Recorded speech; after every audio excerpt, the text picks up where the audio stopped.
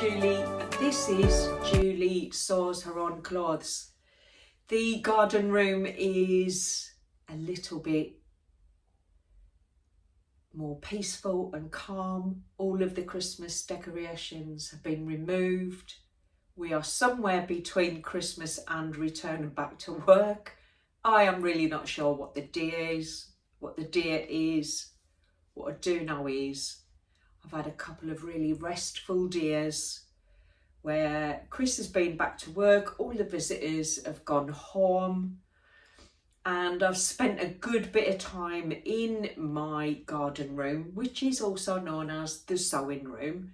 And I've done a lot of rearranging of the furniture. I've had a bit of a clear out and organised myself so I can do some recording of my room, as I keep saying I'm going to do that.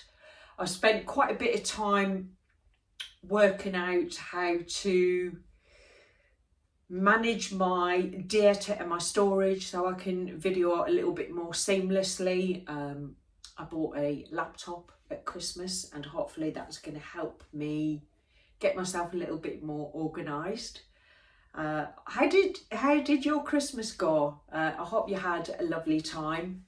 I hope you are feeling rested. I know that's not always the case for everyone at Christmas, but I certainly feel a lot better than I did the last time I spoke with you. I think if you were around for Vlogmas, you may recall that I got hit with quite a heavy flu bug on that week leading up to the Christmas break, and I was a little bit gutted actually because it just burnt out all of my energy as all of the last minute prep needed to be put in place. But I can report that I did have a wonderful time. I did recover in time, and I have spent however many days since then cooking meals and entertaining and just having a really lovely time.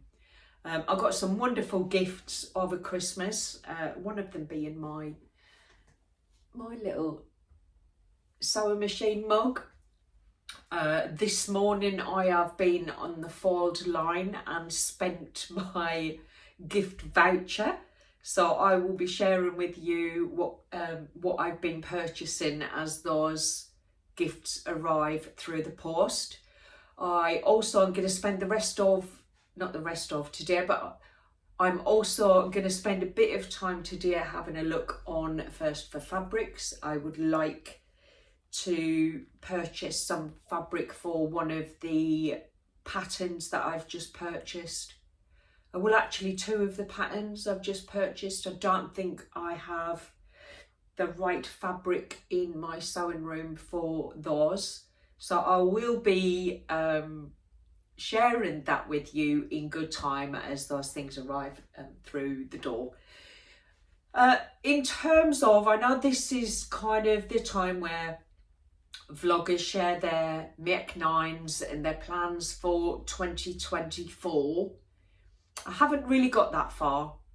What I have done is spent a bit of time reflecting on how vlogging has kind of changed my sewing habits and what I've enjoyed about that and what I feel like I've lost because of that. So one thing that I will be doing throughout 2024 is making sure that whatever I make is because I want to make it and I'm excited to make it, and not because I feel pressured to produce something to share in a vlog.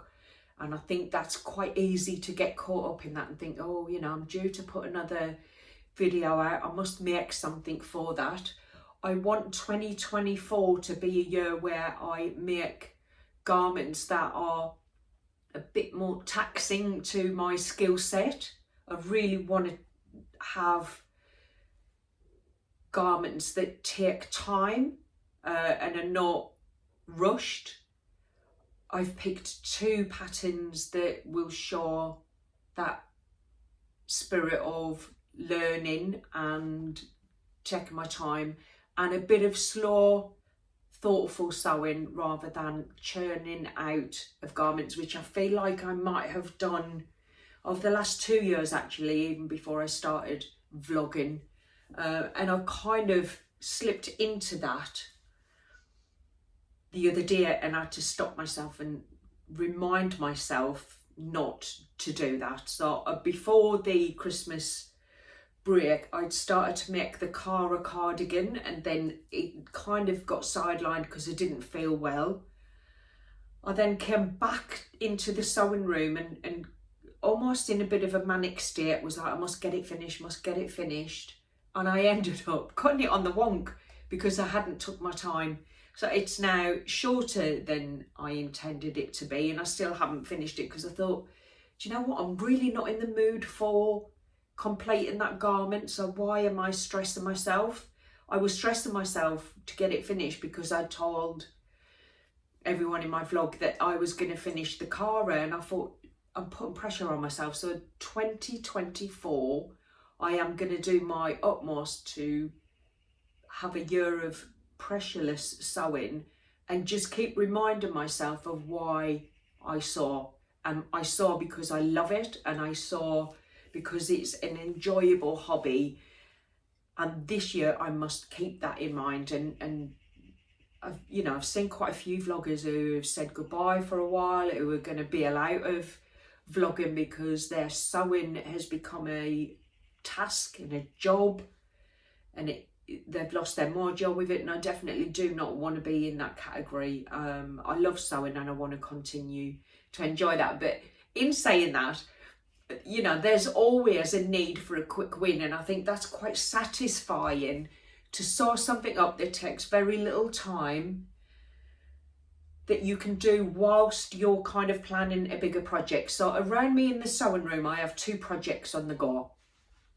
Over here on the cutting table, I have the Persephone Pants, which actually is a bit of preparation for my longer term plan. So the Persephone Pants are almost like a sailor type pair of jeans, but they're not a full standard pair of jeans as we know them. So there are elements that I think would be really useful to do the persona in preparing me for doing a pair of standard jeans with all of the pockets and the zip fly and adding all of the extra bits and pieces that you don't normally put on a standard pair of trousers, such as the hardware for the coin pocket and the back pockets, and the lots of overstitching, top stitching, should I say. The Persephone Pants doesn't need a lot of that, and it's a fly button rather than a zip fly. So I had that already. Now, I had this already cut out actually, and I didn't even do that. So when I went to the Southern Sewing Social back in September, I believe it was, there was a bag of denim already cut out on the swap table, and it had a label saying the Persephone Pants size 14. Now, I'd already had purchased the pattern for the Persephone Pants and hadn't even attempted to make them up at that point. So I thought size 14 potentially is a little bit big. I would normally choose a size 12 for myself, but I thought, do you know what, that would be easy to cut out my size and then adjust the denim and make them up. So I had the denim already made up. Then I placed the denim pieces on top of the pattern before I cut out the size 12, and actually found they weren't a size 14 as the little label in the bag stated. They were actually a size 12. So I double checked all of the pieces against the pattern, and all of the pieces are a size 12, which is perfect for me because that's my size. So yesterday I ironed on all of the interfacing. I marked the darts at the back. and I marked the buttonhole for the button fly fastening, and then realised when I had a look through my stash that I didn't have enough denim jeans buttons to do the full 4 for the fly and then the 1 for the fastener on the top. I did have enough buttons, but they were all different colours, and I thought, do you know what, I'll keep those for when I make jeans that just need the 1 button and I use a zip fastener. So I've ordered myself some denim buttons metal buttons to go onto the fly piercing, and they should be arriving today. So I will be pursuing the sewing up the buttonhole as soon as they arrive, and then I'll get cracking with the Persephone Pants. But actually I felt like I just wanted to make something nice and quick and easy, and if you have a little gander behind me, Annie the Manny is wearing a fast and easy pattern that came from the Vlogmas box of delights that was gifted to me by the wonderful Stacey at Stacey G Studio. I made excuse me, I made View C, which is just a standard t-shirt, short sleeves. I made it in what does appear to be my size on the instructions, and I think it's a little bit oversized. Potentially the size small would be a better fit for me, but I went with the measurements stated on the pattern. Now this is a woven pattern, and potentially that might be why, because it's designed for woven, and I made it in a jersey, cotton jersey knit fabric. I had a metre of it hanging about, and I thought, do you know what, that would be nice to make up. I could do with a few new t-shirts, so I made myself a t-shirt. It does need a press. I haven't pressed it yet, and the pattern didn't have a neckband on it. I added the neckband because I just think it's nicer than turning over, especially when you're working with stretch fabric. But you can see Annie's Annie was ever so slightly bigger than me, but I would say we're probably the same size now, because I've eaten a lot of chocolate and mince pies and yummy food over the last couple of weeks, so I'm sure I've gained a few pounds in the process.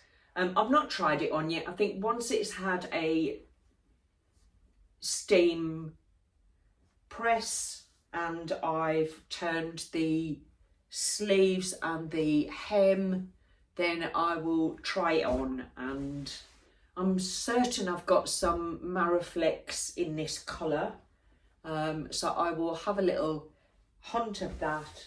And then actually I'm just looking behind Annie because Chris bought me a carousel for all of my threads. Now they haven't all fitted on there because I seem to have a lot more than I thought, but I'm pretty certain the Mariflexes are all there, so I'll have a little look. I'm going to get my t-shirt finished,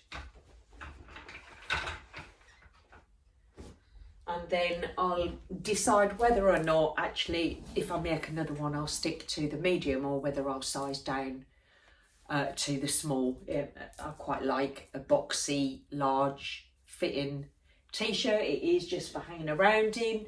I used the measurements that Saw Haley Jane shared in a vlog some time ago, and I will put it in the description because I think it's so useful. So today, for example, I'm wearing the Billy jumper dress. I think this is a really fantastic dress for me. I love the shape, I love the style, I love the fit. It's so comfortable. I adore the lovely pockets on it, and they're nice and deep. it's a perfect style for me. I do want to make another one, but what I'm finding is the collar is too high. So I am going to adjust it, and I know quite a few vloggers have been sharing that they do drop the collar on the Tilly in the Buttons Billy shirt and dress because it's very high. So I'm going to do that, and I'm going to use the calculations that Haley shared, which actually I've used it 3 or 4 times now, because once you change the sizing, you can't use the same banding size as in the pattern. So I'll make sure that the next time I make one of these, and I definitely am going to make another one of these soon, and I'm just going to show you the fabric that I am going to use, because it's been earmarked for a use. I've had it in my stash almost a year now, and I want to make another Billy in this lovely thick jersey fabric, sweatshirt and fabric. I purchased this at the Stitch Fest last March, and yeah, I've got my ticket for the next Stitch Fest. So my intention is to make sure that this is made up before I return to Stitch Fest, and maybe I'll even wear it. I also got a lovely bit of ribbon that matches it. Can't actually see it at the moment, but it's a perfect match. So yes, I'm going to make another Billy in between my my slow makes, which will be firstly the Persephone Pants. Excuse me, I'll just reorganise myself, and then with the other items that I'm going to be making. So I'm going to spend a bit of time doing that, actually choosing some quick easy sewing patterns that I need in my wardrobe, and then piercing them between some of the more in-depth makes that I'm going to be doing. I do want to make myself a duffel bag, carry bag, backpack, that's the word.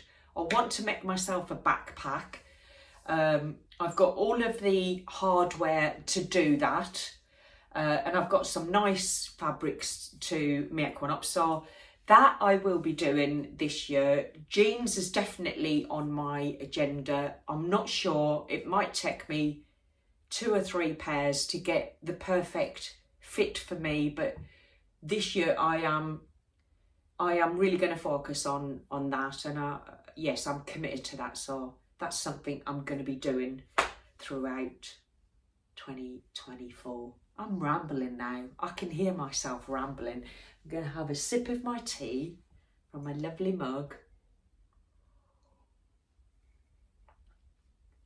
Actually, whilst I was having a clear out, this looks a bit odd. So this is a glass fronted cabinet that used to sit in the corner behind where the camera is, and I've had a shuffle around and put my table desk there because it just seems to have given me a lot more space.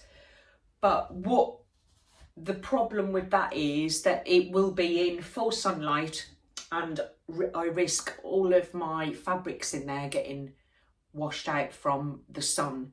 So I've just covered the inside with some paper at the moment. So what I'm going to do, I'm going to use a blackout curtain, and I'm going to maybe create a nice design on it, and I'm going to put that behind the glass because the white paper looks a bit naff, but I want to make sure that I protect all of my fabrics from direct sunlight. And what I have also done behind me is I've used some blackout curtain fabric and just put a rod over that area because that was always open and has lots of fabric in there.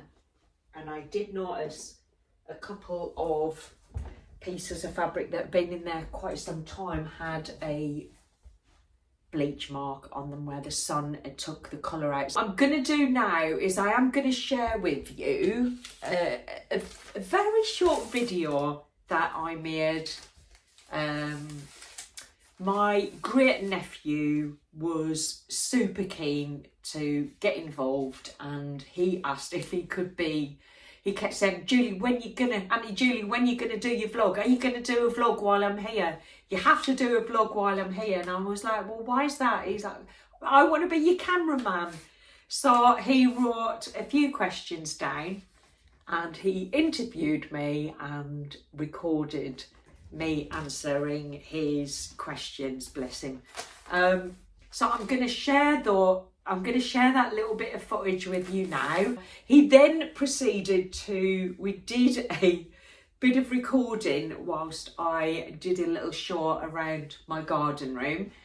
And we spent a good bit of time where, you know, I was showing him, he wanted to hand hold the camera and not put it on the tripod and move the tripod around. But what I did find is that he was watching me through his eyes and not through the camera. So quite often the camera was showing my feet, and he was diligently watching and taking in everything that I was saying and following me around the garden room. But he kept then pulling the camera up, and it just made me seasick when I watched it. So I think I'm not going to share that footage because there's a lot of pictures of my knees, which, yeah, you can hear me talking, but you can't see what I'm sharing. So apologies, that's late. I know I said I'd do that. We did attempt to do it. I just can't share it with you because you won't be able to see what it is I'm sharing, even though you'd hear me. So I'm going to stop rambling. I will say farewell for now, and I will catch up with you soon. I have my great nephew with me, and he is going to be my cameraman, and he's also wrote a few questions that he would like to ask me. He is aged 7, and he wants to know a little bit about my sewing. So over to you. What's your first question? How good are you at sewing? How good am I at sewing? Well, I think I'm probably...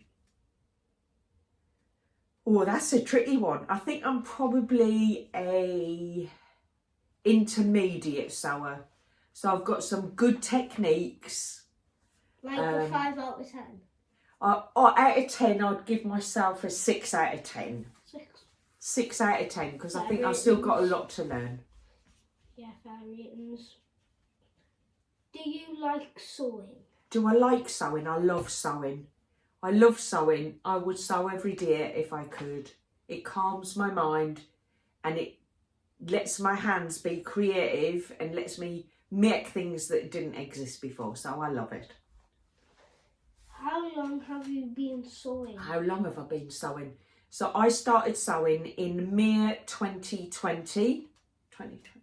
On what day did you start? On what? What day?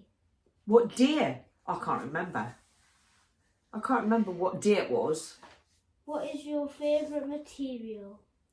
My favourite material? I really like things like this, like stretchy fabric that you can make sweatshirts and hoodies and t-shirts with, because they're the things I wear a lot and they're fun to make. What is your favourite thing you have sewn? Favourite thing I have sewn? I think my very favourite thing I've sewn is a maxi skirt from the Maker's Atelier, and I wore that just before Christmas. I think I wore it the day you arrived when you come to stay with me. It's a grey corduroy skirt. It's got a fly zip front. It's full length, and it just reminds me of the type of skirt I used to wear when I was in my late teens. Other than that, so that's my favourite in terms of what I like wearing. In terms of what am I most proud of that I've made myself, I think I would say the mallard winter coat that I made. I wear it a lot. It's really comfortable. And what I'm really pleased about with, even though I've worn it quite a lot, the lining is still in the right place. It's not sagging anywhere. And it fits me really, really well. And it's warm and I love it. So my mallard coat would be my favourite, technically more difficult to make, and then the maxi skirt would be my favourite thing to pull on and wear. There you go. And the final question. Final. Are you wearing your clothes that you made? Oh, so I am today. I am wearing, I'm not on the bottom, so I'm just wearing a pair of ready-made trousers that I bought from the shop. But on top I am wearing the Friday Pattern Company Wilder top. This is the cropped version of the Wilder gown, and it has a raglan sleeve with a short band that pulls in at the collar, and you can wear it open or closed, like so. This is made from a ponte fabric, so it's nice and stretchy, and it doesn't fade or run, so I haven't even hemmed the cuffs. I literally just cut them and wear it, and it's very comfortable, and I can't remember where I purchased the fabric from, to be honest. But there you go, that's what I'm wearing today, is the Wilder gown blouse version from Friday Pattern Company. So thank you for your questions and for being my cameraman today. So I'm going to say, for now I'm going to say goodbye, and thanks for joining me. Have a good one. Bye.